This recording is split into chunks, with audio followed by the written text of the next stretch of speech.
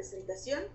Pues como les habíamos comentado desde el título, en estas sesiones vamos a empezar a revisar a través de un sistema de opresión que se llama binarismo de género y a través de las definiciones de violencia estructural y sistémica, cómo se configura la violencia hacia las poblaciones LGBT y cómo la podemos identificar para actuar en nuestro quehacer público, ¿no?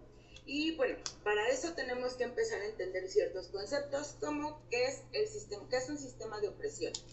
La definición que aquí nos dice es cuando un solo grupo en la sociedad se aprovecha y ejerce poder sobre otro grupo que usa el dominio y la subordinación. Esto da como resultado el maltrato y la explotación socialmente sustentadas de un grupo de individuos por parte de quienes poseen un poder relativo. En un entorno de grupo social, la opresión puede basarse en muchas ideas, como la pobreza, el sexo, la clase, la raza u otras categorías, que actualmente en el contexto sociojurídico se han venido a llamar y se han empezado a identificar como categorías sospechosas de discriminación. Y bueno, estos sistemas de opresión se configuran como la base que sostiene la violencia social. ¿Y por qué los tenemos que ir entendiendo? Para poder entender desde dónde interactuamos como personas servidoras públicas. Porque los sistemas de opresión justo no solo están reflejados en nuestros comportamientos como personas, sino que tienen un sustento incluso jurídico, y esto lo vamos a ir viendo a lo largo de este taller, y ese sustento jurídico ha ido modificándose conforme se han ido dando como estos levantamientos activistas o conforme se ha venido dando el reconocimiento o la amplitud del reconocimiento de los derechos humanos hacia todos los grupos poblacionales, pensando y considerando que hay grupos que no ejercen de manera igualitaria derechos, no porque la Constitución, por ejemplo, en México lo impida, ¿no? Porque justo ya ha habido reformas en el tema, sino porque hay un sistema de opresión que no solo está atendido o está nombrado en este marco jurídico general, que sería la Constitución, sino que desde los reglamentos, los códigos civiles, penales, desde estas partes como un poco más específicas, vemos reflejados los sistemas de opresión. Y para entender qué son los sistemas de opresión, una vez que ya hemos leído esta definición, pasemos con algunos ejemplos que tenemos por acá.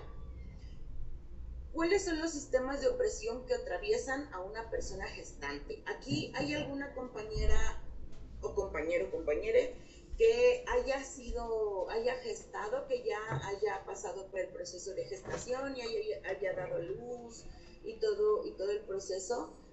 No sé si alguna persona quiera participar.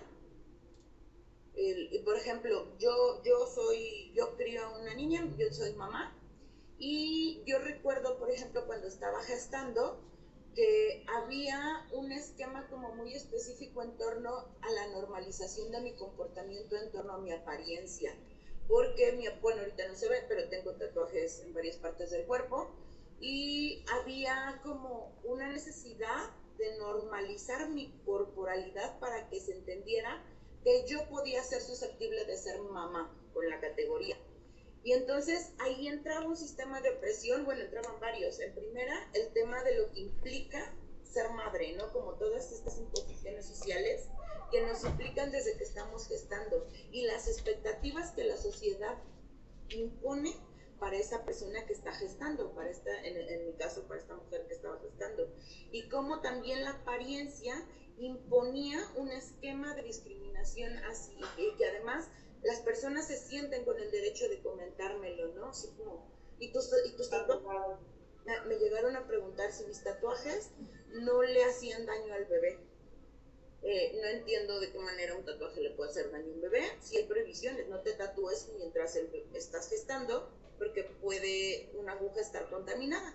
Pues es más como por un tema de salud, pero previa a la gestación, posterior a la gestación, cualquier persona se puede tatuar, ¿no? Y muchos otros sistemas. No sé, por ejemplo, ¿alguna de ustedes ha tenido algún proceso o ha vivido con personas que hayan gestado con otras mujeres que ya sean mamás, que puedan identificar como discriminaciones o señalamientos que en el contexto social se les daba? igual y no nos animamos todavía a participar. Pero bueno, vamos viendo más adelante cómo vamos configurando este tema. Podemos pasar en el siguiente ejemplo. Aquí, las condiciones en los espacios laborales son idóneas para las personas gestantes. Pues en este caso aquí hay una mujer que está gestando. ¿Alguna de ustedes justo ha pasado por esa experiencia y nos puede comentar si la pasó trabajando, cuál fue su experiencia en el trabajo? ¿Hubo permisos especiales? ¿Los permisos estaban considerados en la ley? ¿Fueron permisos que tuvieron que ser dialogados con una jefe o jefe? ¿Alguien tiene como alguna experiencia ahí en el tema? Yo tengo una, pero no es precisamente como mía. Pasó precisamente en mi centro de trabajo, que, bueno, yo soy maestra, pues una de mis compañeras se embaraza y pues como no estaba como muy bien asegurado lo de su plaza base, por así decirlo, cuando se tuvo que ir porque era embarazo de alto riesgo, no le respetaron como sus días y tuvo que pagar a alguien más para que fuera a trabajar por ella. Entonces, sí fue una situación muy complicada porque decimos, bueno, o sea, pues ella tiene que ir al seguro, tiene que estar yéndose, o sea, no puede venir a trabajar porque es embarazo de alto riesgo. Y aún así le hicieron pagar para que alguien más trabajara por no descuidar como el lugar. Ok, pues bueno, aquí en México las leyes protegen con cierta temporalidad y con cierto límite de protección a las mujeres gestantes. Aquí sí señalo mujeres porque la ley solo protege a las mujeres y amplía un poco la noción del tema de la paternidad o a las personas que adoptan, pero solo para 15 días. Y a las mujeres se les otorga mes y medio ¿cómo se llama? De este periodo se me fue el nombre, como lo señala la ley del trabajo, que son mes y medio previo a la fecha de alumbramiento o mes y medio posterior a la fecha de alumbramiento. Sin embargo, para quienes han gestado o quienes han acompañado procesos de gestación, sinceramente mes y medio no es un lapso adecuado para que el cuerpo se recupere después del parto y de la gestación, y me parece que también desde la vivencia personal no es un lapso que realmente signifique como esta posibilidad de construir un lazo, ¿no?, con el bebé que ha nacido. Adelante, María de Lourdes. Bueno, sí, yo ya pasé por la etapa de gestación. De hecho soy mamá de un niño de 3 años ahorita, y o sea, yo lo que he vivido es que quedé embarazada cuando fue en el mes de enero, quedé embarazada, o sea, porque no fue planeado, y estaba entrando yo exactamente en ese mes a mi servicio social, y o sea, tal vez yo sufrí con mi pareja de pues, un poco de maltrato, soledad, o sea, me dejaban sola, o sea, no me daba dinero para comer, así. Fue mi embarazo. Todo eso ocasionó que yo tuviera un embarazo de alto riesgo. Y en la escuela, pues nunca me dijeron, ¿sabes qué? Pues puedes ausentarte de tu servicio social y retomarlo luego, o sea, no tuvieron comprensiones, sí. Pero gracias a Dios, donde estuve haciendo mi servicio social, que fue en una farmacia clínica, el doctor, que en paz descanse porque ya falleció, él sí me comprendió. Él me dijo, ¿sabes qué, muchacha? Si no puedes, o sea, yo comprendo tu, tu alto riesgo de tu embarazo. O sea, él dijo que me ausentara. Y desde mi casa, bueno, desde mi casa, desde la portería, porque nosotros nos daban hospedaje en la universidad, desde ahí era que yo trabajaba, ya solamente asistía a ciertos días. Y pues gracias a Dios sí me pude graduar y todo, aunque sea con alto riesgo de mi embarazo. Y gracias a Dios pues soy ingeniera ahorita. Muchas gracias, María. Justo, por ejemplo, lo que tú nos estás evidenciando es que los derechos asociados a la gestación y al parto se ligan necesariamente con derechos laborales, y cuando no estamos bajo un esquema laboral estable, en donde exista como esta noción de seguridad social, ya sea ISSSTE, INS u otra, entonces como no hay un patrón que se reconozca en derechos, no tenemos como ese acceso, ¿no?, a la seguridad social y a la solventación de estos 3 meses que actualmente da la ley a las mujeres gestantes, ¿no? Me parece que aquí se está empezando como a evidenciar desde dónde se está dando el reconocimiento al esquema de la gestación, pero cómo además la gestación también se invisibiliza en el resto de esquemas o ámbitos sociales de las personas, y eso, al no estar reconocido en una ley, pues también es como de a la venia de la persona con quien tratemos, o con quien trate quien vaya a parir, ¿no? Me parece que es un ejemplo como muy importante, que no solo en el ámbito laboral existen personas que gestan, pero que fuera del ámbito laboral sus derechos como gestantes no están reconocidos, ¿no? Muchas gracias. Y pasamos con la siguiente pregunta. En una persona gestante, ¿qué expectativas sociales se le atribuyen?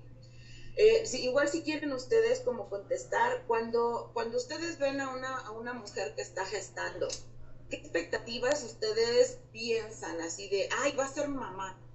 ¿Y qué esperaríamos de una persona que fuera a ser mamá? ¿O qué es lo que nos viene a la mente cuando pensamos ser mamá? 3 personas que quieran participar. Igual pueden abrir el micrófono. Adelante, Telma.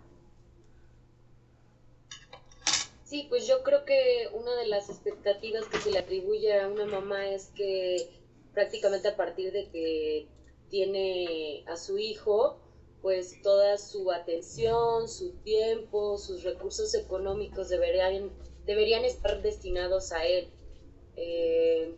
Y incluso si ella descuida como sus procesos formativos, su trabajo, no debería verse tan mal. O sea, creo que la expectativa es que sea una mamá responsable, ¿no? Muchas gracias. Y la responsabilidad se asocia directamente a volcar el esquema de la vida de la mamá, ahora en su papel exclusivamente de mamá. Ok. ¿Alguien más que quiera participar? Que nos quiera hablar un poco de las expectativas sociales hacia la gestación, la maternidad. Bueno, un poquito de lo que nos acaba de compartir Telma en cuestión de estos cuidados y cómo se le volcan como una expectativa social precisamente a la mujer, aquí sí, la figura de la mujer como persona gestante. Y más adelante, Agriar, si nos comparte la parte de Matters Family y Pater's Family, que significa en cuestión de qué se le hereda a la mujer y qué se le hereda al hombre, por esta sencilla razón de que ser hombre y ser mujer. Y aquí estamos hablando de un sistema de opresión que ustedes ya lo han de conocer, que se llama patriarcado. Muchas gracias, Cristi. Sí, y justo a partir de que las personas nacemos, incluso cuando estamos todavía en este proceso de gestación y se logra o se empieza a revisar y pues se puede ver a través de ultrasonidos qué genitalidad se puede visualizar, también existen de nuevo sistemas de opresión comenzando a operar. Y a continuación veremos de qué estamos hablando en este sentido. Antes de pasar a eso, vamos a hablar de un concepto muy interesante. Telma, ¿tienes una buena pregunta? Adelante. Telma. Era la participación de ese ratito. Hola. Ay, ¿me repites la pregunta? Ay, que si tenías alguna participación. Ay, no, perdón, es que acabo de participar, pero ya bajo la mano. Gracias. Gracias. Ok, vamos a hablar de un concepto bastante interesante que se llama interseccionalidad. Y Agria, adelante. Sí, pues la interseccionalidad nace en el seno del feminismo proamericano en Estados Unidos, cuando se empiezan a estudiar y analizar como a través de la perspectiva de las herramientas feministas, cómo la configuración de vida y el contexto de una persona, de una mujer, se ve intersectado por múltiples factores que se llaman en México discriminación múltiple, pero que esos múltiples factores, al estar significados en una sola persona, se convierten en interseccionalidad que deslimitan y que se empiezan a interconectar para generar una serie de cadenas de sistemas de opresión que operan. El ejemplo que nos ponía la autora que creó el concepto de interseccionalidad, era una mujer afroamericana, lesbiana, que trabajaba en una fábrica y que su esquema de vida, a partir de esta configuración, tiene un esquema de vida muy particular en donde entran situaciones de precariedad en la vivienda, esquemas de violencia a partir de la orientación sexual de la mujer, también a partir del género en que vive la mujer y también a partir del esquema de piel y el racismo que vive por ser afroamericana. Entonces todos estos elementos empiezan a ser dibujados a través de estos esquemas como discriminación múltiple, y cuando hablamos del fenómeno en un esquema integral se llama interseccionalidad, la intersección de todos estos sistemas de opresión configurando el contexto de vulneración que vive una persona, ¿no? Y bueno, una vez que hemos explicado estos dos términos, sí, y precisamente la autora se llama Kimberly Crenshaw. Se llama Kimberly Crenshaw y ella precisamente nos da ese ejemplo que nos comentaba Alegría. Y en pocas palabras, compañeros, compañeros, no es lo mismo ser una persona gestante con recursos económicos altos, ser blanca, a ser una persona gestante con piel negra, con bajos recursos. Sí estamos hablando de diferentes maneras de vivir la gestación y no es lo mismo. Y como se da aquí el término de interseccionalidad, hay personas que no solamente les atraviesa un sistema, sino les atraviesa prácticamente varios y las configura de tal manera en que se encuentran en un estado de no tener privilegios. Recuerden, un sistema de opresión siempre da o dota privilegios, como aquí dice, a un grupo limitado de personas que tienen el dominio y la subordinación. Y hay otras personas que no lo tienen, y las personas que no lo tienen se encuentran en esta parte de interseccionalidad o que están oprimidos por estos sistemas, que prácticamente pues casi todas las personas lo hemos vivido, a no ser que eres hombre cisgénero heterosexual, patriarcado, blanco, capacitista, rico. Si no entras dentro de esta categoría, seguramente tuviste una interseccionalidad. Muchas gracias. Y de hecho en los ejemplos que nos comentaron, justo se denota como esta serie de intersecciones configuran la situación que en México se vive desde diferentes ámbitos y en diferentes regiones del país en torno a una condición de vida, de gestación y la maternidad y la crianza, ¿no? Entonces, ahorita revisamos rápidamente cómo interactúan todos estos sistemas de opresión para configurarnos y ponernos en un lugar específico, pensando, incluso cuando pensamos que existe legislación que opera a nuestro favor, pero realmente hasta dónde opera la legislación.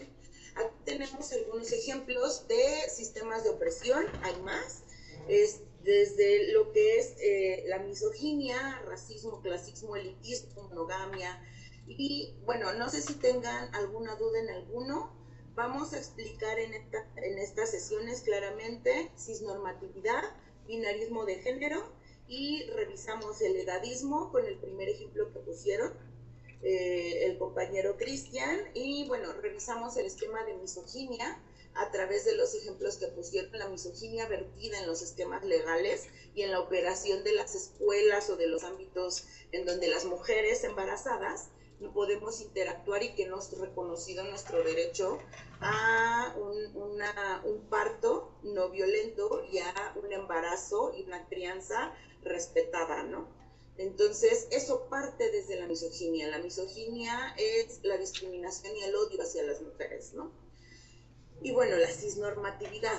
La cisnormatividad es el sistema de opresión en donde se establece que solo es viable, válido y las leyes solo existen para justificar una persona que nace con una genitalidad determinada, y al rato lo veremos, y que esa genitalidad se significa en un esquema jurídico con una identidad de género determinada. En su futuro, esa identidad de género tiene que corresponder sí o sí con esa genitalidad que le determinaron una persona médica o del ámbito de la enfermería al nacer. y vamos a ver para configurar este tema de la cisnormatividad lo que es el sexo asignado al nacer y posteriormente la identidad de género y el binarismo de género. El binarismo de género ahorita lo vamos a explicar más adelante porque justo es como la línea de la cual parte este taller. ¿Aquí hay algún sistema de opresión que quisieran revisar o que quisieran que explicáramos? Ok, pero ustedes no entiendan el término, el significado de uno de estos sistemas de opresión, o alguno que quisieran saber así rapidísimo el significado nada más, a qué se refiere, pueden preguntar por cualquier. ¿Preguntas de luquismo? Ok. Es la discriminación o la distinción por la apariencia física, es decir, aquellas concepciones de lo que se idealiza como persona atractiva físicamente. Luquismo también hace referencia a un refrán o un dicho que dice, como te ven, te tratan. Entonces, luquismo hace la distinción o la discriminación por apariencia física o lo que consideramos como persona atractiva. Entonces, luquismo, créanme que es bastante caótico, porque también interactúa con otros sistemas de opresión. No interactúa solito, interactúa con otros sistemas de opresión. Y no sé si tengan alguna otra duda acerca del luquismo o de otra. Telma, adelante. A mí me gustaría saber mucho mejor cuál es la diferencia entre clasismo y elitismo. Ok, es muy sencilla. Clasismo hace referencia básicamente a la clase social, es decir, si eres de clase alta, media o baja. Y elitismo hace una referencia a las élites, es decir, a los grupos sociales. En este caso yo te podría hacer el ejemplo de un elitismo de universidad. Aquí en la Ciudad de México es los de Pumas contra los del Politécnico, ¿no? ¿Quién es mejor? Pues también los de la UAM aquí estamos. Nosotros somos mejores, aquí están las mejores facultades. No, acá las tenemos, aquí tenemos ingenierías. Entonces, elitismo hace referencia a la discriminación o distinción por élites o por estos grupos que se supone que tienen el élite. Y hay algo, una nota importante para reconocer. Los sistemas de opresión lo primero que nos van a poner es un sujeto privilegiado al centro y personas que se encuentran al margen o grupos poblacionales que se encuentran al margen. El feminismo lo que hizo fue configurar, un breve repaso, fue configurar al hombre blanco, heterosexual, cisgenérico, con posesiones, con dinero, con todo este esquema capitalista que le permite ejercer el poder. Y todo lo que esté fuera de ser este hombre blanco, pero este hombre blanco heterosexual y todo, tiene una edad determinada. O sea, tiene que ser mayor de edad y no puede pasar de cierta edad. Eso se va determinando conforme las evoluciones sociales se van dando y cómo se va revisando el ejercicio del poder. Ahorita no sé más o menos qué edad tenga, por ejemplo, el dueño de Amazon, ¿no? Pero ya se pudo pagar un viaje a la luna. Por ejemplo, ese esquema de configuración es estas personas que cumplen este requisito y todo el resto. Y así los sistemas de opresión lo que hacen es excluir a través de esta noción de somos este centro, y ahí es donde también el elitismo se significa.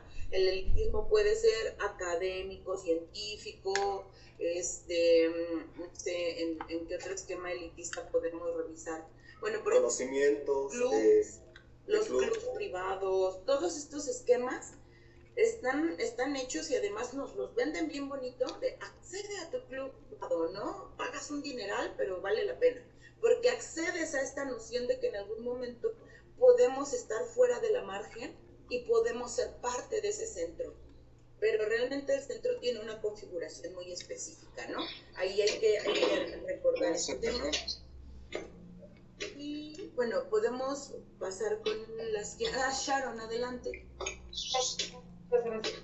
Buenas tardes.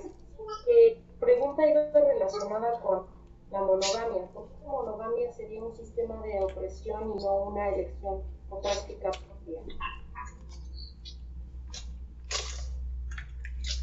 No entendí la pregunta bien, no se oyó bien el audio. Sí. Si quieres yo te la repito. Ella nos dice que porque la monogamia es un sistema de opresión y no una práctica elegible. Claro, lo que elegimos o lo que escribe son las relaciones exclusivas. La monogamia es un sistema de opresión que nos señala que el tipo de relaciones que debemos de tener deben de cumplir con ciertas características. Ser una relación exclusiva, ser una relación que jerarquiza y prioriza el esquema afectivo, sexual y erótico con fines reproductivos, y todo esto se va priorizando y jerarquizando. Alejandro Villegas, ¿podrías apagar tu micrófono, por favor? Gracias. Todo este esquema se va configurando porque a partir de la noción de la monogamia. Y la monogamia nos han dicho durante muchos años que es la manera de vivirse en relaciones exclusivas, pero algo muy importante que tiene la monogamia es que nunca se dialoga. Y como el sistema de opresión nunca se dialoga sino se impone, cuando nosotros entramos en una noción de relación monogámica, no dialogamos. Lo que intencionamos es una relación exclusiva, pero a través de la cual van dados ya ciertos preceptos sociales.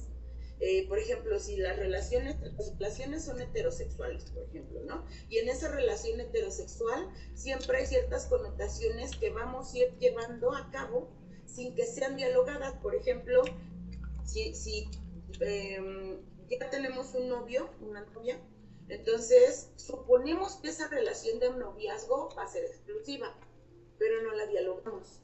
Suponemos que esa relación va a tener ciertas condicionantes para que esa relación se lleve de manera acertada, pero no las negociamos. Entonces, eso es una parte de cómo se inicia el esquema monogámico. Pero ahora vámonos más atrás. Cuando hablamos de la monogamia, también hablamos del sistema, de una noción de pensamiento que nos empiezan a enseñar desde que nacemos. A partir de que, y hoy vamos un poco más adelante esto, a partir de que alguien nos dice, eres niña, eres niño. Y a partir de que nos dicen, eres niña, eres niño, nos empiezan a decir toda esta noción que se constituye a través del, 1, binarismo de género, y 2, la monogamia. Por eso la monogamia no es una práctica, sino es un sistema de opresión que opera como de esta manera. Pues también ¿quieres hablar?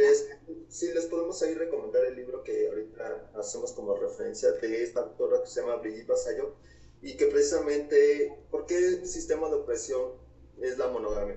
Porque se sustenta en algo que ya nos comentó Alegría, que es esta jerarquización de las relaciones, y nos dice que hay relaciones que tienen mayor peso que otras, y las podemos ver en frases como, lo primero es la familia ante todo, ahí la familia siempre va a estar para ti, etcétera, etcétera. Pero no en todos los casos es igual. Hay incluso casos en donde, me puedo dar como ejemplo, en donde mi familia asignada, consanguínea, pues no es fuerte. Mi relación más fuerte se encuentra en la red de apoyo en amistades. Entonces, en la monogamia me dirían, no, lo que importa es la familia. Aunque no te peleen, aunque te hayan puesto 1000 trabas, aunque te discriminen, pero es tu familia, es la consanguínea, es la que tiene mayor peso. Y cuando tienes pareja, esa ahora es la más importante. Bueno, también la familia, pero también la relación de pareja, porque estás formando una nueva familia. Brigitte Vasallo nos propone, quitemos esas jerarquías. Las jerarquías corrompen, y sobre todo las jerarquías imposibilitan el tener estas redes de apoyo sanas. Todas son buenas, todas son excelentes, y todos merecen un mismo piso parejo, en cuestión de que no debe de haber una jerarquía. Entonces, esa red de apoyo que tienes con las amistades, con la pareja, con la familia consanguínea, con la familia elegida, con los vecinos incluso, con cualquier red de apoyo que tú tengas, es tan valiosa como las que nos han dicho que valen más. Muchas gracias, Cristi. ¿Cómo se llama el libro? Se los dejé en el chat, se llama Pensamiento Monógamo, Terror Polimoroso. Y además en el chat la compañera Jovita les está asistencia, si no se han ido a registrar, por favor. Y después de este comercial seguimos. Bueno, ha quedado claro a qué nos referimos cuando hablamos de sistemas de opresión, porque vamos a pasar a los siguientes conceptos. Vamos con violencia estructural. ¿Qué es la violencia estructural? ¿Podríamos abrir el concepto? Ay, ¿lo puedes leer? No traigo lentes. Sí, claro que sí. La violencia estructural se refiere a una forma de violencia en que alguna estructura social o institución social puede dañar a las personas al impedirles satisfacer sus necesidades básicas. Es decir, que la violencia estructural viene de las instituciones. Y se acuerdan que acá nos habían comentado las compañeras que pues el parto y todo el esquema de la gestación y el posparto es un terror, no necesariamente por lo que se vive de manera personal, sino porque la omisión también es discriminación. Y la ley a nivel federal y a nivel local omite completamente las necesidades de las mujeres que no trabajan en un esquema que tiene seguridad social. Entonces, eso es violencia estructural, por ejemplo, ¿no? Porque no están reconociendo las posibilidades de gestar y las necesidades que esa persona que está gestando requiere solventar, y que esas necesidades no es que ella las requiera solventar por un esquema económico y todo, sino que el Estado es el garante de proveer ese esquema de solvencia. Pero recuerdan que a nivel federal y local, la ley de discriminación también nos dice, la discriminación también se da por omisión. Y aquí la ley está haciendo una omisión para las personas gestantes o las mujeres gestantes que no encuentran inscritas en un esquema laboral con seguridad social, por ejemplo. Y pues bueno, otro ejemplo de violencia estructural, y ahora voy a empezarme a ir un poquito hacia el lado LGBT. En 2011 tuvimos un gran cambio jurídico que fue la reforma a la Constitución federal, a la Constitución Política de los Estados Unidos Mexicanos, en el artículo primero para el reconocimiento de los derechos humanos como base fundamental como base fundamental de operación, y que estos derechos humanos se fundamentan en la dignidad de la persona. O sea, lo mínimo que el derecho humano debe asegurar es que la persona tenga dignidad en su existencia. Y esto para 2015 nos dio posibilidad de decir que en 2015 hay una gran reforma familiar en todo México en donde se aprueba y se señala que es discriminación no aceptar el matrimonio igualitario. El matrimonio igualitario implica que las personas mayores de edad con esta capacidad jurídica de casarse pueden casarse. Pero además también aprobó la adopción por parejas del mismo sexo. Bueno, ya tenemos ahí una ampliación de derechos. Pero ¿en dónde radica ahora la violencia estructural? Bueno, primero en pensar que todas las personas LGBT nos queremos casar. Y todas las personas LGBT queremos solo adoptar. Pero además, la adopción dice personas del mismo sexo o personas del mismo género. Entonces solo pueden adoptar en dos configuraciones, pero bajo un solo esquema jurídico, personas que estén juntas y además estén casadas. Y pues bueno, ¿cómo nos afecta esto, por ejemplo, a las lesbianas? Pues en el Código Civil hay un pequeño apartado. Las lesbianas generalmente también hay muchas configuraciones de familias lésbicas que vienen de otras familias que vienen a reconstituirse en el esquema lésbico. Y estas otras familias tuvieron a su vez hijas, hijos, hijes. Y estos hijes, al la mujer casarse con otra mujer, pues lo que una pensaría es que podría ejercer su derecho al reconocimiento de esas hijas o hijos, ¿no? De este ahora nuevo matrimonio. Pero eso no pasa porque el Código Civil en esta reforma familiar no fue reformado y sigue diciendo el reconocimiento se dará para hombres y mujeres, para los hijos e hijas de hombres y mujeres. Al decir hombres y mujeres, los jueces del registro civil dicen, pues si no adoptas, aquí no te puedo reconocer a tu hija. Oye, pero es que llevo 5 años viviendo con mi pareja, ¿no? Ya nos casamos, como dice la ley. Ahora, para reconocer a una persona heterosexual, a una pareja heterosexual, no le pides ni siquiera que se casen. Solo tiene que venir el joven y tiene que venir la mujer y tienen que decir, yo reconozco y le quiero poner los apellidos a este pequeño o pequeña. Pero las lesbianas no podemos hacer eso. En la Ciudad de México se hace porque el juez así lo quiere, no todos los jueces lo hacen, y porque la jefa de gobierno sacó una circular en donde le mandataba a los jueces y juezas de registro civil que reconocieran a las hijas y los hijos de las parejas del mismo sexo. De nuevo, solo parejas del mismo sexo. Vuelve de nuevo esta noción binaria, y aquí ya empezamos a encontrar este esquema de la noción binaria. Y pues bueno, hasta que no se reforme el Código Civil, ahorita si un juez en la ciudad, a mí, si yo quiero casarme y que otra persona reconozca con su apellido a mi hija, pues no voy a poder si el juez dice que no, porque el Código Civil dice que hombres y mujeres nada más. Y esto es un criterio de discriminación y de exclusión que al no ser modificado el código, pues nos deja vulneración familiar en el esquema en el que vivimos, ¿no? Entonces, la ley avanzó, pero la ley no cubrió todos estos esquemas de posibilidades de conformar una familia, porque la noción de familia de la ley, de nuevo, sigue siendo binaria, heteronormativa o homonormativa. La heteronorma nada más extendió su mano para normalizar las vivencias de las personas LGBT en el tenor de conformar solamente una familia. Y de nuevo, entra el esquema monógamo aquí, ¿no? De nuevo volvemos a vivir bajo la noción de la monogamia como sistema de opresión, ahora desde las llamadas disidencias sexuales, ¿no? Pero aquí también estamos dejando a un grupo de población fuera, que no solo es por orientación sexual, sino es por identidad de género. Las personas trans, ¿qué pasa con ellas? Dentro del esquema o la noción de la violencia estructural, las personas trans, en primera, no en todas las entidades del país pueden hacer cambio de identidad. Y en las entidades del país donde sí se puede hacer cambio de identidad, solo pueden transicionar a ser hombres o mujeres. De nuevo, un esquema binario.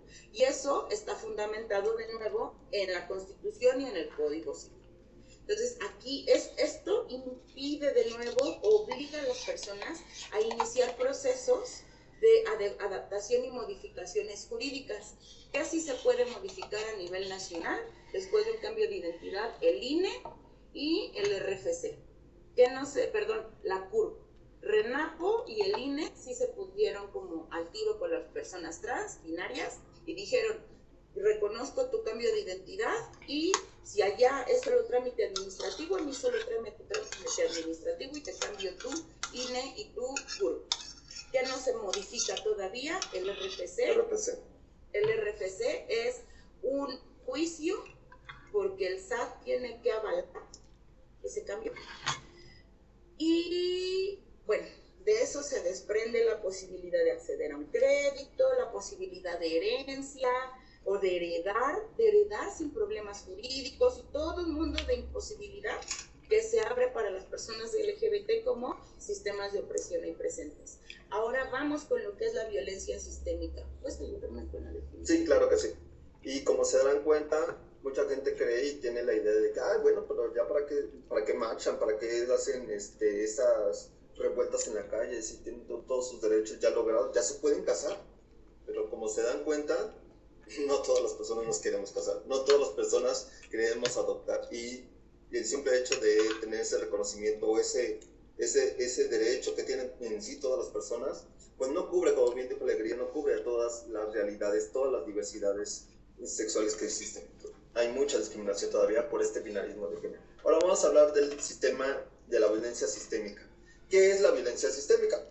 Se define como un patrón de agresión y de hostilidad generalizado en la sociedad que se encuentra manteniendo por creencias individuales disfuncionales, es decir, prejuicios, estereotipos, tradiciones culturales y estructuras socioeconómicas, entre otros factores psicosociales. Es decir, en pocas palabras, la violencia sistémica proviene de la sociedad. Exacto, y justo la violencia sistémica es la que vivimos en el cotidiano. Si bien nos enfrentamos a todo el esquema institucional día tras día, lo que realmente estamos viviendo día tras día es este esquema de violencia o de noción de violencia, o la autopercepción de que se vive desde un esquema de violencia en lo comunitario, en lo familiar, en lo social, y aquí recalco lo familiar, porque para las personas LGBT uno de los espacios más inseguros que puede llegar a existir cuando siguen operando todas estas nociones de solo la heterosexualidad o solo la cisgeneridad es lo válido, se cimientan en las familias. Y en algo de lo que no vamos a hablar, pero que sí quiero señalar un poco, es a nivel nacional ya se están empezando a legislar en torno a las terapias de conversión y a los mal llamados esfuerzos por corregir la orientación sexual y la identidad de género. Pues esto realmente son torturas hacia las personas LGBT.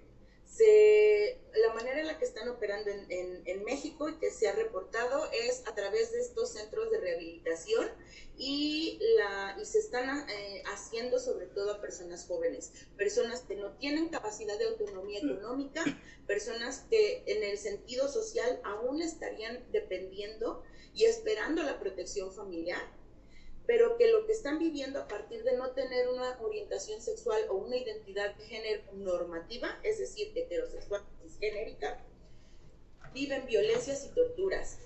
A una persona menor de edad, cuando van a denunciar al Ministerio Público, es que secuestraron, su familia secuestró a mi amiga, y esto es un caso, ¿no?, que se fue en Guadalajara. La novia fue a denunciar a la familia de su amiga, de su chava, que tienen 16 años, y pues un Ministerio Público dijo, ¿cómo que la mamá y el papá va a secuestrar a su propia hija? Tú estás mal, no tienes ni siquiera derecho a hacer este tipo de denuncias. La familia es la única que puede hacer este tipo de denuncias. Ahora, esto que socialmente está generando un esquema de violencia y de vulnerabilidad para la persona, para esta chava, también se significa dentro de la violencia estructural. La violencia social se justifica con la violencia estructural porque, uno, el Ministerio Público ya dio su opinión sobre lo que considera de quién puede o no, pero no solo da su opinión, porque a través de los esquemas jurídicos las únicas personas que pueden tener un acta de persona extraviada solo son personas familiares. Entonces, todas las personas, por ejemplo, yo vivo en la Ciudad de México, no soy de la Ciudad de México, mi familia vive lejos y yo tomo distancia de mi familia. Eso es necesario entender qué es la violencia estructural y sistémica y cómo podrían interactuar y cómo nosotros desde nuestro ámbito laboral podríamos apoyar a solventar ese contexto. A veces es complicado porque las leyes son muy claras en algunas ocasiones, a veces las leyes no son tan claras y nos permite como irnos ahí colando, ¿no? Para disminuir o aminorar ese peso de esquema estructural que cae sobre las personas que tienen un esquema de vulnerabilidad o más. ¿Hay alguna duda en torno a estas definiciones que hemos revisado? Yo quiero compartirles a las compañeras y compañeros una anécdota que tuvimos con una capacitación que tuvimos con jueces y jueces de la Ciudad de México, en donde aquí es un ejemplo básico de cómo interactúa la violencia estructural y la violencia sistémica. Durante la capacitación, muchas de las personas que llegaban a incluso validar su discriminación o su estereotipo o su prejuicio, lo sustentaban en un libro que se llama Código Penal. Incluso llegó así, sin mentirles, llegaban a besar el librito y decirles que aquí es ley, y lo besaban como si fuera, o sea, incluso dijo que era como la Biblia para los jueces, y lo besó, y dijo, aunque tú me digas 1000 cosas, mira, la ley dice esto y yo no voy a cambiar porque aquí la ley lo sustenta. Entonces aquí podemos hablar, exactamente, entonces aquí podemos, el ejemplo muy clarito de la violencia sistémica, cómo lo sustenta esta violencia estructural. Y ese juez es un juez particularmente con el que tenemos problema, toda la banda LGBT, para el reconocimiento de identidad y todo, no nada más es como... y es súper problemático justo porque no aplican un criterio, un tema por ejemplo que en donde podemos ver reflejado el esquema de la violencia estructural modificando la noción y luego interactuando la violencia sistémica es cuando entra la interrupción legal del embarazo en la Ciudad de México en el 2007. Hubo gente que alegó objeción de conciencia al estar en estas clínicas donde se practicaban las interrupciones legales del embarazo. Y hace poco la Suprema Corte este año dijo que la interrupción legal del embarazo tiene que ser avalada y validada y procurada a nivel nacional por los entes de gobierno, por el Estado tiene que solventar que sea segura, gratuita, libre de prejuicios, de interrupción. Pero también dijo, y la objeción de conciencia tiene una cabida y una noción profunda con las personas y es válida. ¿Qué es lo que no es válido? Que la institución no tenga personas que tengan la capacidad de sí asegurar el ejercicio del derecho a la interrupción legal del embarazo de la mujer o de la persona. Entonces, yo puedo tener objeción de conciencia para practicar un aborto en una clínica del ILE, siendo trabajadora de salud del gobierno, pero alguien más, la institución tiene que asegurar que alguien más allí lo pueda practicar y así respeta mi objeción de conciencia, pero también respeta el derecho que ya está salvaguardado en la ley. Entonces se modificó un esquema de violencia estructural en contra de las mujeres, pero la violencia sistémica todavía sigue operando por estas creencias en torno al aborto y a la interrupción legal del embarazo, ¿no? Adelante, Cristi. Sí, vamos a hacer un pequeño ejercicio, compañeras y compañeros. Les voy a hacer unas preguntas. Recuerden, estamos en la etapa de gestación. Y quiero hacerles unas preguntas personales con respecto a las personas que los cuidaron, las cuidaron durante esta etapa importantísima de gestación. Estas personas que te cuidaron tenían todo lo necesario para satisfacer las necesidades de la familia, es decir, de la red que formaron, esta comunidad que tuvieron, y de las tuyas.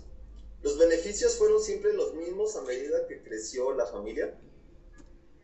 ¿Qué prejuicios o estigmas sociales afrontaron durante la gestación y crianza? Y finalmente, quiero preguntarles si hubo una institución pública o privada con la cual tuvieron algún inconveniente o algún problema. Si quisieran compartirnos alguna anécdota, hay tiempo para que nos puedan compartir una o dos anécdotas que tengan con respecto a estas preguntas que les acabo de mencionar. Es muy importante que nos puedan retroalimentar con sus experiencias, porque de esta manera podemos ejemplificarlo y bajar ahora sí que bajar todos los conceptos a ejemplos y pues hacerlo más ameno y sobre todo hacerlo más empático con lo que vivieron o están viviendo. Creo que no vi mano levantada, pero abrieron el micrófono, no sé si querían participar. Adelante. Sí, bueno. Okay. Alexandro Villegas. Hola,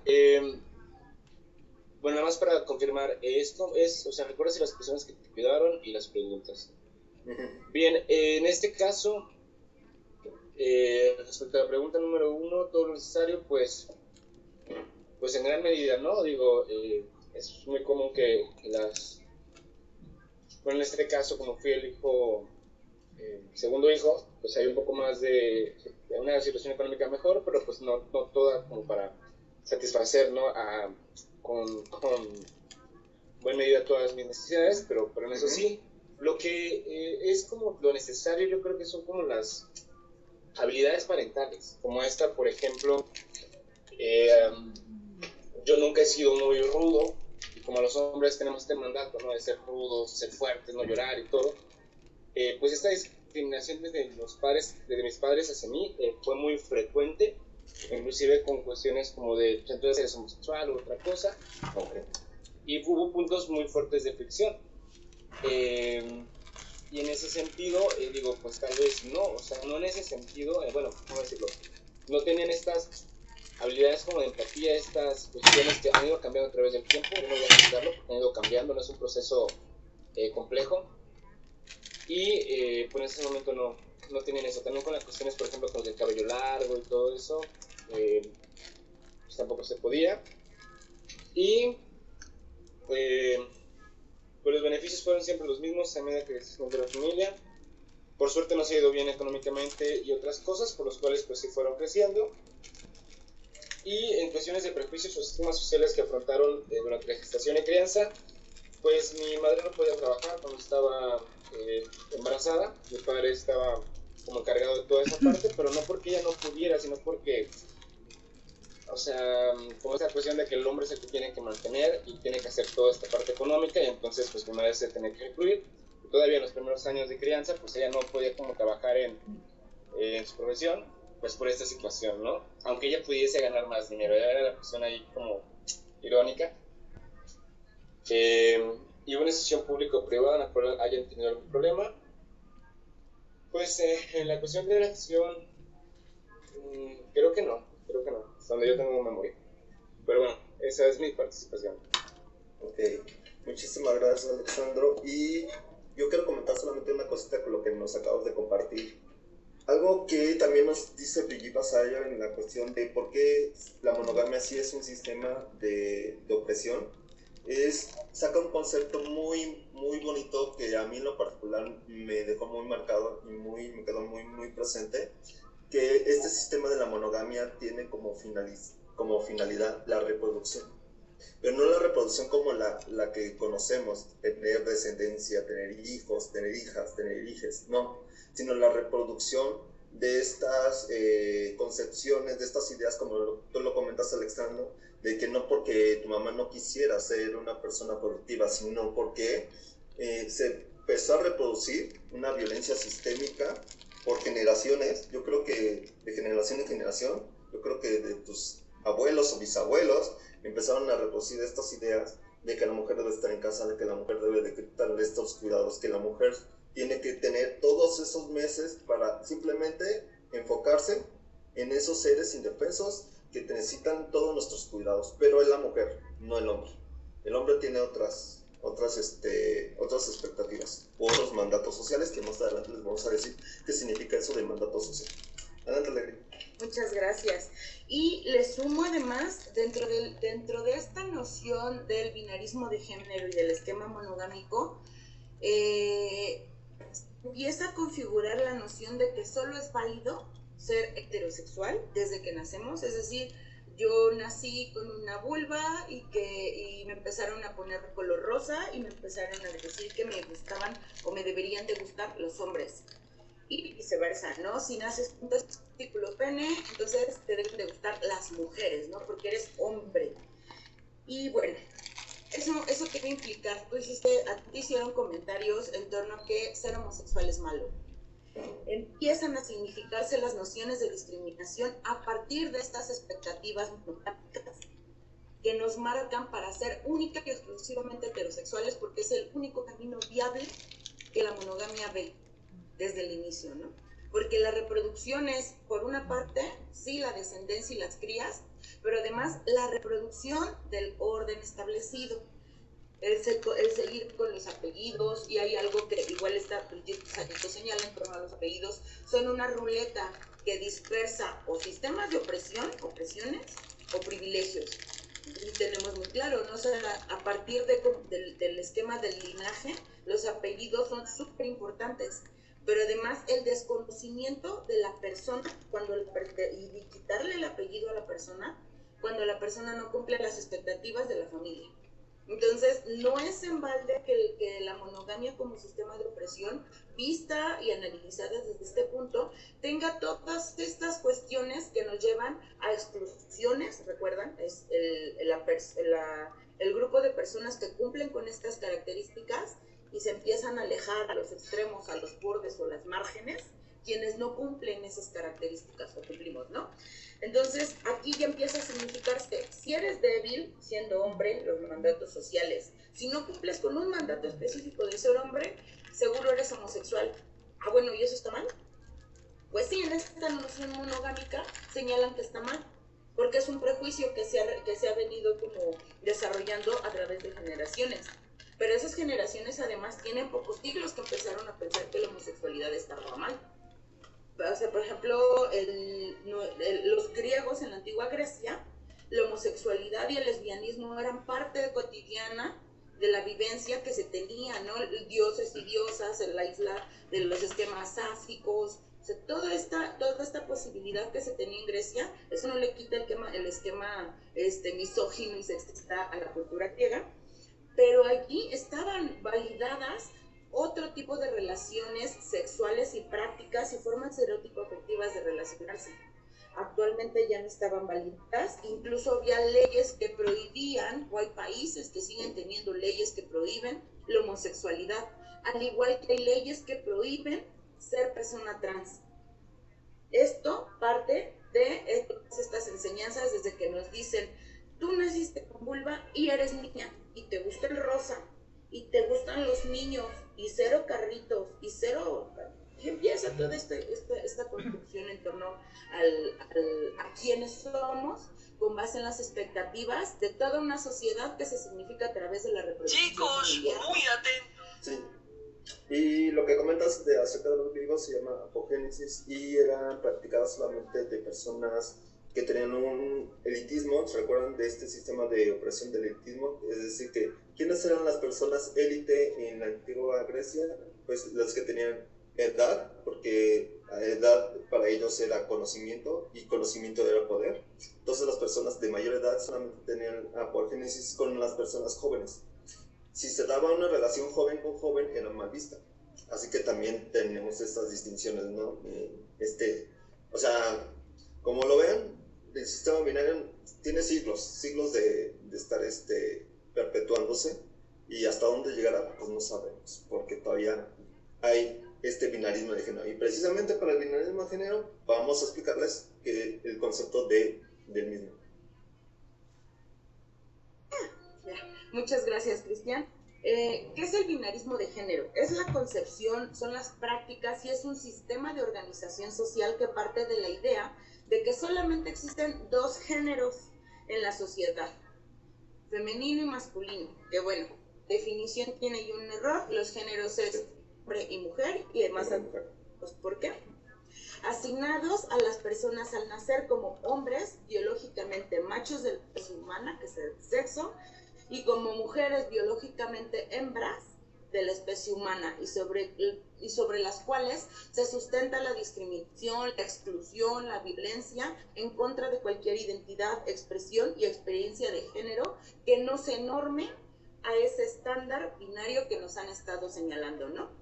Entonces, aquí es importante como considerar cómo desde el binarismo de género se empiezan a cimentar las nociones discriminatorias bajo las cuales nos han venido criando. Ya les decía, ¿no? Entonces, si yo nací niña, pues entonces tengo que ser heterosexual y permanentemente cisgénero, ¿no? Permanentemente me tengo que asumir la identidad que corresponde a mi sexo de nacimiento. Entonces, todo este binarismo es un sistema de opresión que tiene muchísimas formas de operar y que jurídicamente tiene formas sustentadas de operar. ¿Cuáles son esas formas sustentadas de operar? Todo lo que el sistema jurídico propone, ¿no? Ya habíamos hablado de que solo las parejas del mismo sexo o parejas de heterosexuales pueden casarse y pueden adoptar. ¿Y qué pasa con las mujeres, por ejemplo, solteras, o con los hombres solteros que quieran adoptar? Bueno, a menos que tengas un esquema económico que te pueda solventar el pago de esa adopción y que además sustentes que tienes esa posibilidad económica, que además la posibilidad económica no asegura necesariamente una crianza idónea o respetuosa. Solo así podrían llegar a adoptar las personas que tienen, que son solteras, que no son casadas. Pero fuera de ese esquema, ¿quién más puede adoptar? Es complicado, ¿no? Además, es complicadísimo, por poner un ejemplo. Podemos pasar, bueno, y esta información la sacamos del glosario de diversidad bisexual y de género que tiene COPRED. Me parece que para binarismo de género, la definición que hay en Wikipedia, si buscan la definición de Wikipedia, actualmente es muchísimo más completa porque la han venido actualizando. Entonces busquen igual en Wiki la definición de binarismo de género. Ahora veamos qué es lo que tenemos a partir de este binarismo de género. ¿Lo puedes explicar, Cristian? Sí, claro que sí. ¿Cuál es lo que nos sustenta el sistema de opresión? Bueno, el binarismo de género nos dice que muchas académicas feministas han discutido la existencia de un binarismo de género claro. Judith Lorber explica el problema de fallar al dividir a las personas en estos dos grupos. A menudo encuentran más diferencias significativas del grupo que entre ambos grupos. Lorber argumenta que esto corrobora el hecho de que el género binario es arbitrario y conduce a expectativas falsas para ambos géneros. Por otro lado, está creciendo el apoyo a la posibilidad de utilizar categorías adicionales para que comparen a las personas sin suposiciones previas sobre quiénes son. Al permitir una aproximación más fluida al género, las personas serían más capaces de identificar ellas mismas quienes deciden ser. Muchas gracias, Cristi. Y bueno, estas dos opciones que nos está dando el esquema binario, que además es el esquema que socialmente reproducimos y bajo el cual vivimos, tiene una imposibilidad, las opciones infinitas de poder ser quien se desea. Y dirían, bueno, pero es que entonces, ¿cómo jurídicamente podemos reconocer esto? El tema no es que jurídicamente se reconozca todo. El tema es que se llegue a un deseable, lo jurídico sirve para normar la operación adecuada de la sociedad. Para eso sirve lo jurídico. Y lo jurídico entonces debe evolucionar conforme las sociedades evolucionan, mismo que el lenguaje. Hace 20 años, lamentablemente de nuevo seguimos dialogando lo mismo, hace 20 años ya se hablaba de una invisibilidad en el lenguaje hacia las mujeres, ¿no?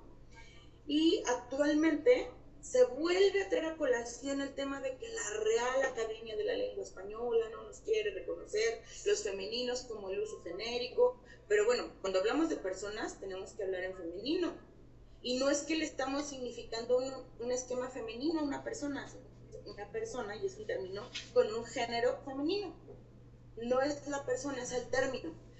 Les sugiero que, para ser un poquito más amables con la lengua, empecemos a escuchar lo que dice la Academia Mexicana de la Lengua, que además es quien nos está también señalando cómo ha ido la evolución mexicana y latinoamericana de nuestra lengua, y no se basa en preceptos colonialistas de la Real Academia Española, porque además la Real Academia Española en su mayoría avanzada.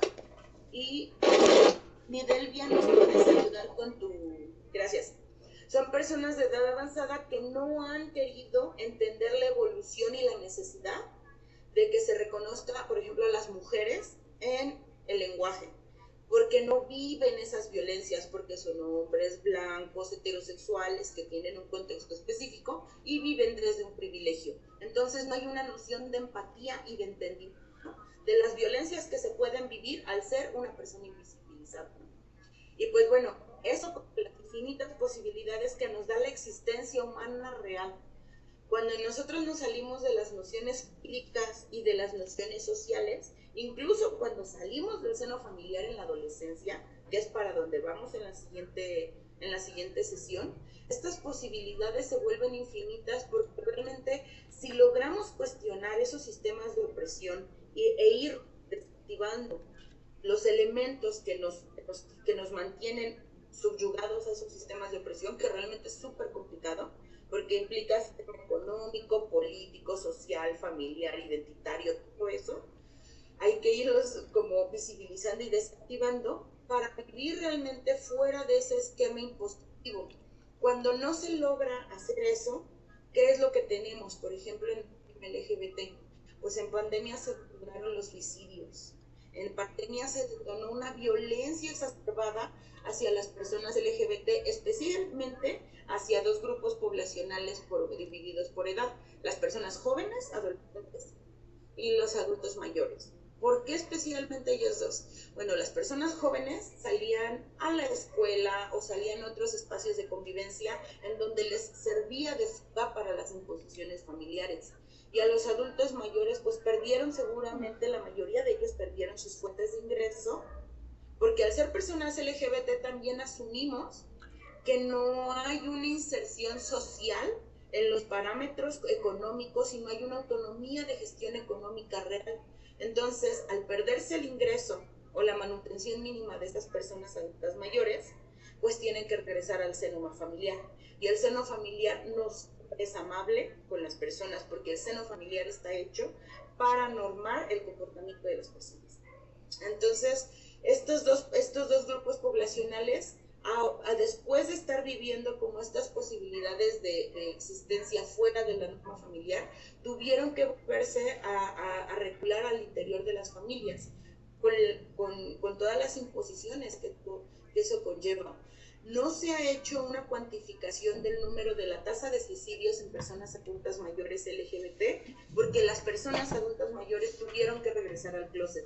Y eso también implica que esas personas adultas mayores, si eran personas trans, si eran hombres o mujeres que ya habían estado viviendo en una transición, tuvieron que regresar a la identidad previa con la que la familia sí les reconoce. O si se negaron a regresar, sí tienen que vivir permanentemente la malgenerización, el estarles nombrando con el dead name, que el dead name es este nombre que la persona trans tiene previa a su transición y se llama el nombre muerto, el nombre que ya murió, ese nombre que ya no existe, pero para la familia sigue existiendo.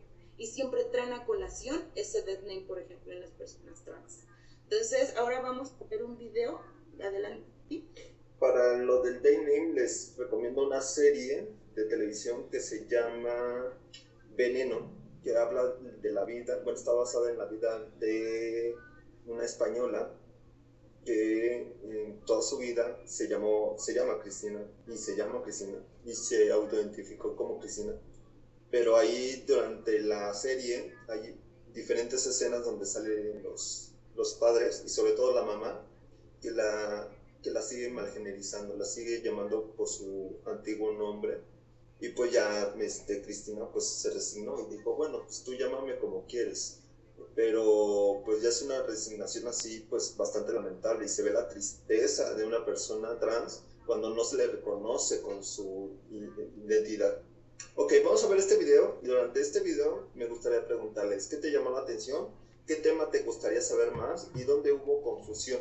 Es un video bastante cortito.